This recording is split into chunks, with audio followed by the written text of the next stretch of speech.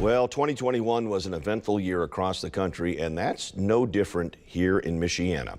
16 News Now reporter Jack Springate joins us live in the studio to take us through the biggest stories of this past year in our area. Jack? Well, Terry, there were a lot of highs and lows in the past 12 months, so many that this 2021 recap has to have two parts. Here are some of the top stories from the first half of the year. Well, the coronavirus pandemic took center stage just like it did to end 2020, but authorization of COVID-19 vaccines gave us a new weapon to battle the virus in Michiana.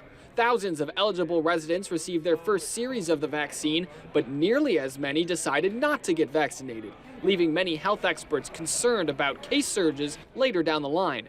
Students made a long-awaited return to the classroom after winter break. Several school districts did so gradually with hybrid learning schedules. Washington High School sent their girls basketball team to the state championship, and Baylor men's head basketball coach Scott Drew represented Penn High School while winning it all at March Madness in Indy. Another Michiana native, Pete Buttigieg, found his place in Washington, D.C. as a member of President Biden's cabinet, serving as the U.S. Transportation Secretary.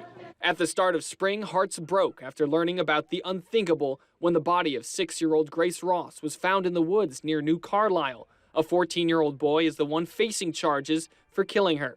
Our city is blessed. It's blessed. Folks in South Bend took a stand against the increasing gun violence taking lives on their streets, and others took a stand against racism and celebrated the diversity that makes up Michiana.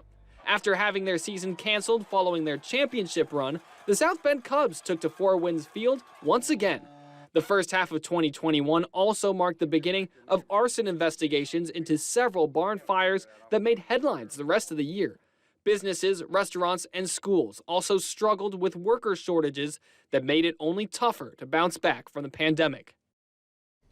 Now that's just the first half of 2021 here in Michiana. I'll recap the last 6 months coming up at 6. Terry? Looking forward to that, Jack. Thank you very much. Turning now to the